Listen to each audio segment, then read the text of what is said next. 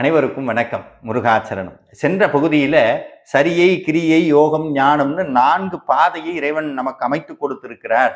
அதுல போறதுக்கு பிடிமானமா நம்ம இறைவனுடைய வடிவத்தை தான் வச்சிருக்கிறோம். உதாரணத்துக்கு முருகப்பெருமான் எடுத்துட்டோம்னா, முருகப்பெருமானுடைய ஆறு முகமும் 12 தோளும், கையில் சேவற் கொடியும், வேலும், மயிலும், பாதத்தில் தண்டை, கிங்கிணி, சதங்கை, வெண்டயம்னு இத்தனை அணிகலங்களோடு கூடிய ஒரு அற்புதமான மெய் ஞான வடிவத்தை நம்ம தெய்வமா முருகனுடைய வடிவமா வச்சு பூஜை பண்றோம். இந்த வடிவம் இருக்குல்ல, இந்த வடிவத்தை நீங்க எல்லாம் கோயிலுக்கு போகும்போது உங்களுக்குள்ள என்ன தோணும்? இப்ப நான் இதே கேள்வி என்னுடைய மாணவர்கள் கிட்ட கேட்டேன். திருப்புகழ் படிக்கிற மாணவர்கள் கிட்ட கேட்டேன். அவங்க ஒவ்வொருத்தரும் ஒவ்வொரு விஷயத்த சொன்னாங்க. அவரை பார்த்தா எனக்கு பிடிச்சிருக்கு, மனசு சந்தோஷமா இருக்கு, அவர்கிட்ட எப்ப போகணும்னு தோணுது. ஆனா இதே இப்படி யோசிச்சு பாருங்களேன். வடிவம் அப்படி ஒரு வடிவம் இருக்கு. இப்ப ஏலியன் ஒரு வடிவம் இருக்கு. அதை பார்த்தா நமக்கு என்ன தோணுது? ஏதாவது பக்தி வருதா? மனசுக்குள்ள ஏதாவது தோணுதா? பயந்தா வருது. ஆனா சாமியினுடைய வடிவத்தை பார்க்கும்போது நம்ம அட்டாச் ஆகிறதுக்கு காரணம் என்ன அப்படின்னா, இந்த ஆன்மீகத்தை அப்படி தள்ளி வச்சுட்டு பார்த்தோம்னா ஒரு உண்மை புரியும். நம்மள மாதிரி இருக்கிறார். நம்மள மாதிரி அப்படி இருக்கிறார். மனித முகம், அழகான கை காலு. இன்னமும் ஒரு நுட்பம் மேல போய் சொன்னோம்னா, ஒவ்வொரு மனிதனுடைய மனசிலும் அழகு அப்படின்னு ஒரு வரையறை இருக்கு. இதுதான் அழகுன்னு ஒருத்தருக்கும் இது இப்படித்தான் இருக்குன்னு கட்டாயம் கிடையாது.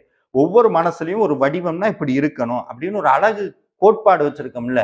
அந்த கோட்பாடு ஒவ்வொரு மனிதனுக்கும் குறைஞ்சது ஒரு 20-25% தெய்வ வடிவத்தோடு பொருந்திருது. சிரித்த முகம், அப்படி அழகான புருவம், கண்ணு, நிறைய ஆபரணம், அப்படி அப்படி ஒரு வீர தீரம், இப்படி எல்லாம் இருக்கு. அதனால அந்த உருவத்தோடு நம்மளுடைய மனசு நல்லா பொருந்திருது. இப்படி பொருந்துறதுக்காகத்தான் இந்த வடிவம். இந்த இப்படி நம்ம போய் மனசு பார்த்தோன்னா, சுவாமியினுடைய வடிவத்தை பார்த்தோன்னா இப்படி மனசு பொருந்துது பாருங்க, போய் கிட்ட நிக்க தோணுது இல்ல. அதற்காகத்தான் இறைவன் அந்த வடிவத்தை தாங்கி வருகிறார். ஆனா இப்படி இறைவன் இந்த வடிவத்தை தாங்கி வராருன்னு சொன்னா, என் கற்பனையில் ஒரு ஒரு உருவம் வருது, அதை சாமியாக்கும் பண்ணலாமா? இப்போ ஒவ்வொருத்தருக்கும் இப்படி ஒவ்வொருத்தர் மனசுலையும் தோணக்கூடிய உருவத்தை எல்லாம் வரைஞ்சு இன்னைக்கு ஏஐ அப்படித்தானே பண்ணிக்கிட்டு இருக்கோம். அதனாலதான் நான் இன்னைக்கும் சொல்றேன், ஏஐல ஜென்ரேட் பண்ற எந்த வகையான உருவங்களையும் தயவு செய்து வழிபடாதீர்கள்.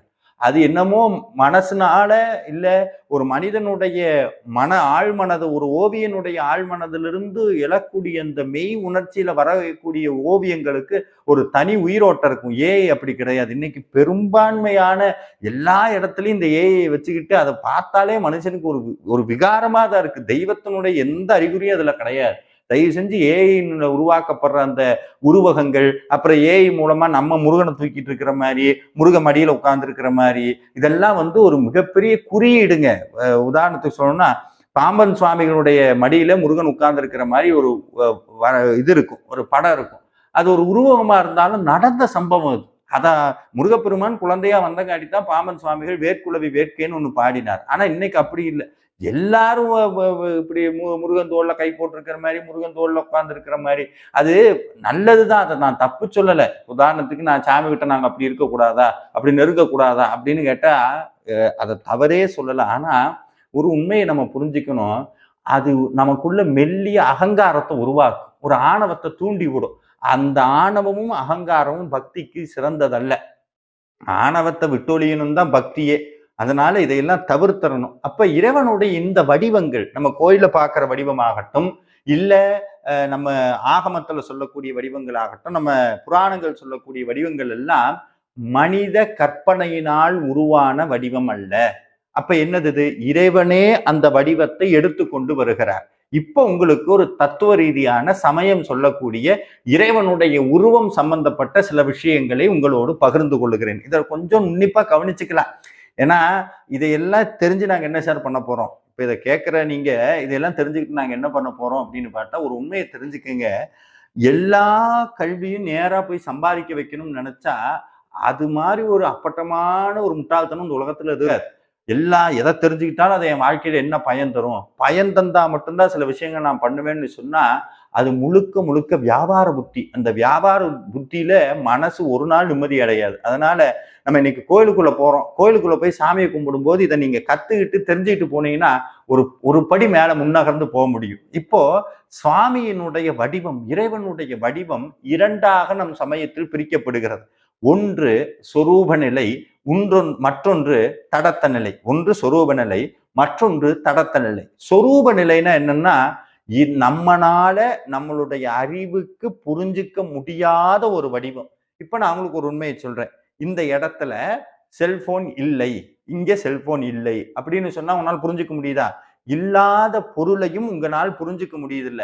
ஆனா இறைவனுடைய அந்த வடிவம்ங்கிறது இப்படி எதை சொன்னாலும் நம்மளுடைய புத்தியினால், நம்மளுடைய சிற்றறிவினால், நம்மளுடைய அளவுக்கு உட்பட்ட அறிவினால் புரிந்து கொள்ள முடியாத பெரும் நிலை.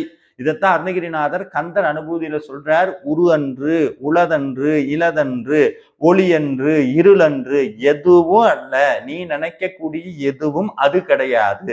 அதைத்தான் நம்மளுடைய வேதம் தத்வமசி அதுன்னு சொல்லிடுச்சேன்னா அதுக்கு குணமோ குறியீடோ உணர்வோ எதனாலே அதை புரிஞ்சுக்க முடியாது. அப்படி இருக்கிற பெரும் நிலைதான் சொரூப நிலை. புரிஞ்சுக்க முடியாது. இப்ப என்ன பண்ணுவோம்? அடதான் புரிஞ்சுக்க முடியாது இல்லைங்க, அப்புறம் ஏங்க போட்டு இவ்வளவு மெனக்கெட்டுக்கிட்டு இருக்குன்னு விட வேண்டியதானே அப்படின்னா நம்ம விட்டுருவோம். சுவாமி விடமாட்டார். ஆகா, இந்த உயிர்களுக்கு நம்மளுடைய நிலையை புரிந்து கொள்ள முடியாத அளவுக்கு சிற்றறிவு தானே இருக்குன்னு சொல்லி சுவாமி இறங்குவார். அப்படி அந்த சொரூப நிலையிலிருந்து இறங்கி தடத்த நிலைக்கு பயணிக்கிறார். அந்த தடத்த நிலை மூன்றாக பிரிகிறது. என்னென்ன? முதல்ல உருவம், அதுக்கடுத்து அருவுருவம், நிறைவாக அருவம். 3 வடிவங்களாக இறைவன் பெறுகிறார். உருவ வடிவம் தான் இன்னைக்கு நீங்க பாக்குறதெல்லாம். சுவாமியினுடைய 6 முகம், வள்ளி தேவயானை, மயில், வேலு, சேவல் குடி, இதெல்லாம் உருவத்துல வந்துடும். அதுக்கு அடுத்து அருவுருவம், வேல் மட்டும். அருவுருவம், வேல் மட்டும். அருவம் எந்த விதமான வடிவமும் இல்லாதது. நான் இந்த காணொளி புரியணும், கொஞ்சம் இன்னமும் தெளிவாக பயணிக்கணும்னா நீங்க என்னுடைய முந்தைய காணொளி சரியை கிரியை யோகம் ஞானத்தினுடைய அந்த விஷயத்தை கேட்டுட்டு இதுக்கு வந்தீங்கன்னா இன்னமும் புரியும். இப்படி இந்த சரியை கிரியை யோகம் ஞானங்கிற 4 பாதையில போகக்கூடிய பக்தர்களுக்காக இந்த 4 உருவகங்கள், 4 ரூபங்களை இறைவன் எடுக்கிறார். அதாவது அடிப்படையில ஆரம்ப நிலையில இருக்கக்கூடிய சரியை வாதத்தில் இருக்கக்கூடிய பக்தர்களுக்காக உருவமும், அதுக்கு அடுத்த நிலையில் இருக்கக்கூடிய பக்தர்களாகிய கிரியாவாதத்தில் இருக்கக்கூடியவர்களுக்காக அரு உருவமும், யோக நிலையில் இருக்கக்கூடியவர்களுக்கு அருவமும், ஞானபாதத்தை சென்றவர்களுக்கு சொரூப நிலை என்று நம்மளுடைய சமயம் பிரித்து கொடுக்கிறது. இப்போ இந்த உருவம் இருக்கு பாருங்க, முருகப்பெருமானுடைய உருவம் என்பது நான் முன்பு சொன்ன மாதிரி நான் என்னுடைய மனசுலயோ இல்ல மனிதர்களுடைய கற்பனையில வந்த வடிவம் அல்ல. இறைவனே அந்த வடிவத்தை எடுத்து கொண்டு வருகிறார். அப்போ அந்த வடிவத்திற்கென்று தனி ஆற்றல் இருக்கிறது. அந்த வடிவத்தை வழிபடுவதால் நமக்கு ஏற்படக்கூடிய நன்மைகள் அளப்பரியது. அதனால்தான் நம்மளுடைய சமயத்துல உருவ வழிபாடு என்பது பிரதானமாக்கப்பட்டது. இதை தாண்டிதான் அடுத்த நிலைக்கு போக முடியும். இதுவே நிரந்தரம் அல்ல, அதையும் புரிஞ்சுக்கணும். நீங்க இப்ப முருகனை இப்படி பாக்குறீங்கன்னா அதுதான் முருகனுடைய வடிவம், அதை தாண்டி அவருக்கு இல்லை அப்படின்னு நினைக்க கூடாது. அது ஒரு அடையாளம்.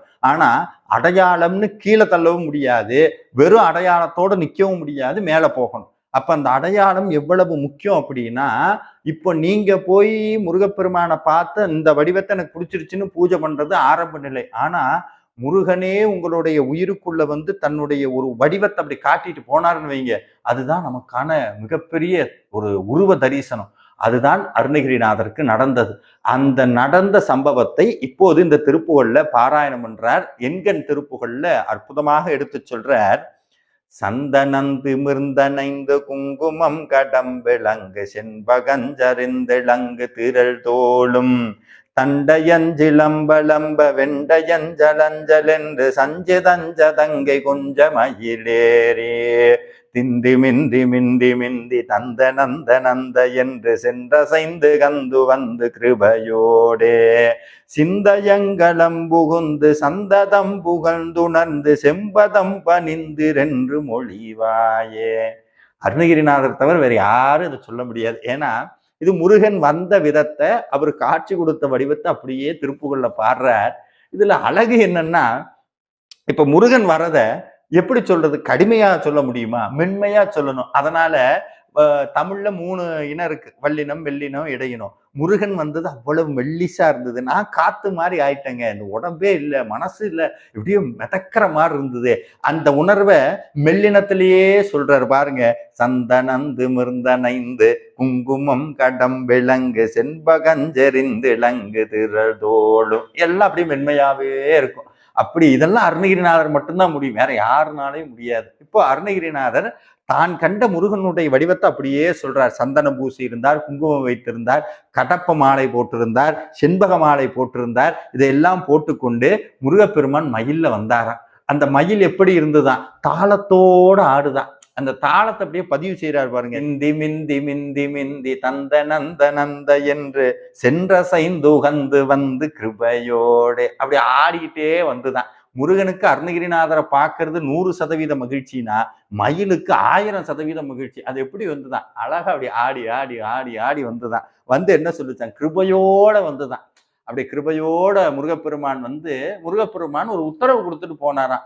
எப்பவுமே தெய்வம் நம்ம கிட்ட வந்தா, இன்னைக்கு நம்ம கிட்ட என்ன சொல்றோம், தெய்வத்துக்கிட்ட நீ என்ன கேட்ப, கடவுள்கிட்ட என்ன கேட்ப. இங்க அருணகிரிநாதர் சொன்னார், அப்பா நான் எதுவும் கேட்க போறதில்லை, நீ என்கிட்ட வந்து ஒண்ணு சொல்லு. என்ன சொல்றாருன்னா 3 உத்தரவை சாமி கொடுக்கிறார். 3 உத்தரவை நமக்கு முருகன் சொல்லியதாக, முருகன் அவர்கிட்ட சொல்லணும்னு சொல்லி நமக்கு ஒரு 3 உண்மைகளை உணர்த்துகிறார். என்னன்னா, சிந்தயம் குளம் புகுந்து சந்ததம் புகழ்ந்துணர்ந்து செம்பதம் பணிந்திருந்து மொழிவாயே. அதாவது என்னுடைய சிந்தை, அதாவது எப்ப பார்த்தாலும் இடையராது எதையாவது நினைச்சுக்கிட்டே இருக்கக்கூடிய மனசுக்குள்ள நீ புகுந்து என்ன தெரியுமா பண்ணணும், 3 உத்தரவு கொடுங்கிறார். என்னென்ன, சந்ததம் புகழ்ந்து, சந்ததம்னா திருப்புகழை பாடு, திருப்புகழை உணர்ந்து கொள். 3வது, என்னை தினந்தோறும் வழிபடு. இதுதான்டா உனக்கு நான் போடுற கட்டளை. இதை சொல்லிட்டு நீ பேசாத்துக்கு போயிரு, அது போதும் எனக்கு அப்படிங்கிறாரு அருணகிரிநாதர். இது எதுக்குன்னா, அருணகிரிநாதருக்கு இதுதான் நடந்தது, இதை நமக்கு நடக்கணும்னு அழகான திருப்புகள்ல வடிவமைத்து காட்டுகிறார். அதனால இப்பேற்பட்ட இறைவனுடைய மெய்ஞான ரூபத்தை தியானித்து முருகப்பெருமான் நம்மிடத்தில் வர வேண்டும் என்று சொன்னால் இந்த அற்புதமான எண்கண் திருப்புகளை பாடிவிட்டு 3 உண்மைகளை உணர்ந்து கொள்ளுங்கள். திருப்புகளை தினந்தோறும் பாடுங்கள். பாடுவதோடு நிப்பாட்டாமல் உணர்ந்து கொள்ளுங்கள். உணர்றதுன்னா எப்படி, ஒரு திருப்புகள் எடுத்தோம்னா அந்த திருப்புகளுடைய மைய கருத்து சாமி என்ன சொல்ல வர்றார், முருகனை நினைங்கிறாரா, சொல்லிக்க வேண்டியதா, மனமே எதையும் நினைக்காமல் முருகனை நினைத்துக்கொள், மனமே தினந்தோறும் திருப்புகள் பாடு, மனமே இடையராது முருகா முருகா முருகா முருகான்னு சிந்தித்துக்கொள், மனமே இடையராது அருணகிரிநாதனை நினைத்துக்கொள். இப்படி மனமே முக்தியை நோக்கி செல், மனமே ஞானத்தை நோக்கி செல், மனமே இந்த உலகியல் வாழ்க்கையில் இருக்கக்கூடியது எல்லாம் 1 மணி நேரத்துக்கேனும் விட்டு இறைவனை பற்றி ஞானத்தை தெரிந்து கொள், ஞான பாதையில் செல். இது நமக்கு நாமே சொல்லிக்கிறது. இதான் உணர்றது. அதுக்கடுத்து உணர்ந்ததுக்கு அப்புறம் என்ன பண்றது, எதையும் எதிர்பார்க்காம சந்தேகத்திற்கு இல்லாம முருகனை வழிபடு. இது முருகனே போட்ட உத்தரவு. தன்னையே வழிபடுன்ற முருகப்பெருமான் எப்படி கிருஷ்ண பரமாத்மா சொல்றாரு, என்னை வழிபடக்கூடியவன் என்னையே வந்து அடைகிறான்னு பகவான் பகவத்கீதையில சொன்ன மாதிரி முருகனும் சொல்றார், முருகனை வழிபட்டால் முருகனோடு இணைந்து கொள்ளலாம்னு சுவாமி சொல்லக்கூடிய இந்த அற்புதமான திருப்புகளை மையமாக வைத்து 3 உண்மைகளை சொல்லுகிறேன். திருப்புகள் பாடுங்கள், திருப்புகளை உணர்ந்து கொள்ளுங்கள், முருகனை வழிபடுங்கள். அதுதான் இந்த வாழ்க்கைக்கு நமக்கு கிடைத்த அற்புதமான வழி. நன்றி, வணக்கம். முருகாசன்.